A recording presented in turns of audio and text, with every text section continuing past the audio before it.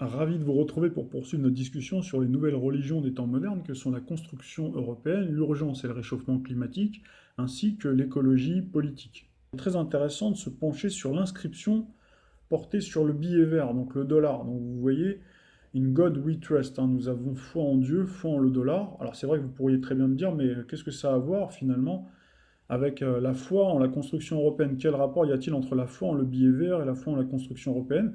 Alors la construction européenne et l'euro ne sont finalement que les chevaux de Troie de l'impérialisme états-unien, puisqu'il est de source avérée que le plan Marshall d'après-guerre, qui devait aider à reconstruire l'Europe, était conditionné à cette construction européenne avec les premières bases, notamment la mise en commun du charbon et de l'acier avec la fameuse CECA, le traité qui a été signé en 1951 entre l'Allemagne et la France pour éviter, disait-on, que l'Allemagne et la France se remettent sur la figure.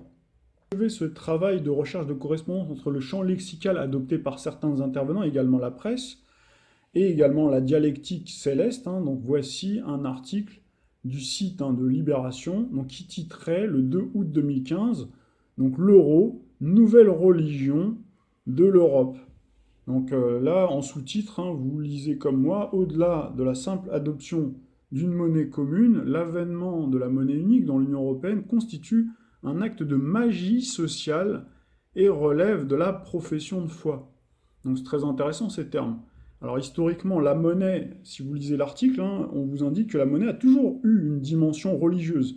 Dès l'Antiquité, les pièces portent les références donc à Dieu. Il y a toujours cette référence à Dieu et à César également pour s'autoriser d'une double autorité temporelle et spirituelle. Donc vous avez la monnaie repose sur un acte de foi qui confère à un bout de métal et de papier une valeur reconnue au-delà de l'ici et maintenant. Elle fonde une communauté d'usage et de confiance, donc là on retrouve la confiance du Sagittaire qui transcende sa simple fonction utilitaire. Donc elle constitue un acte de magie sociale dans l'adhésion fragile et incontrôlable qu'elle suscite. Ces dimensions culturelles et politiques ont toujours suscité la méfiance des économistes, ne jurant que par leur jeu rationnel des intérêts. Donc l'euro ne fait pas exception à la règle. Alors c'est vrai que dans la terminologie employée, donc dans la magie sociale, la profession de foi, nous retrouvons bien le cycle jupitero-neptunien. Sagittaire-Poisson avec Jupiter, donc la planète du rassemblement, à dimension sociale qui correspond bien à la profession de foi, et Neptune, la planète mirifique. C'est une planète aussi magique. D'ailleurs, les deux, ce sont des planètes de chance aussi en astrologie individuelle. Jupiter, c'est une planète de chance, et Neptune aussi.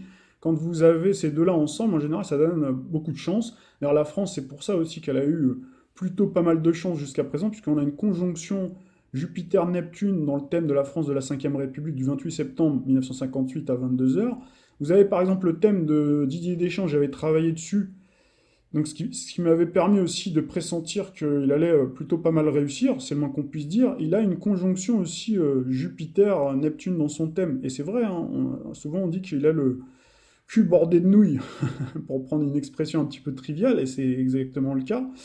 Voilà, alors pour revenir à ce que l'on disait, donc en août 2015, par rapport à la date de l'article, 2 août 2015, c'est intéressant cette date-là, puisque Jupiter s'apprêtait à transiter dans le signe de la Vierge pour former, par l'opposition à Neptune, en Poisson, le cycle Jupiter-Neptune, le cycle faux jumeau que nous avons dans notre ciel de 2019.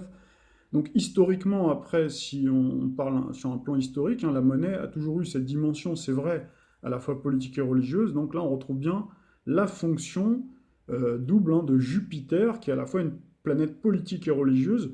Et d'ailleurs, Jésus, si vous remontez dans les temps anciens, dans la Bible, pour les personnes qui connaissent la Bible, Jésus avait dit aux pharisiens, donc rendez à César ce qui est à César et Dieu ce qui est à Dieu. Donc là, il faut bien reconnaître qu'il y avait une sacrée intelligence finalement dans la réponse de Jésus. Donc la monnaie repose bien sur cet acte de foi et de confiance que l'on place en la valeur d'une monnaie. Donc là, on retrouve bien la corne d'abondance du système solaire, Jupiter, ainsi que la confiance que confère l'astre avec la communauté d'usage qui transcende sa simple fonction utilitaire. Donc qui arrive dans la troisième partie.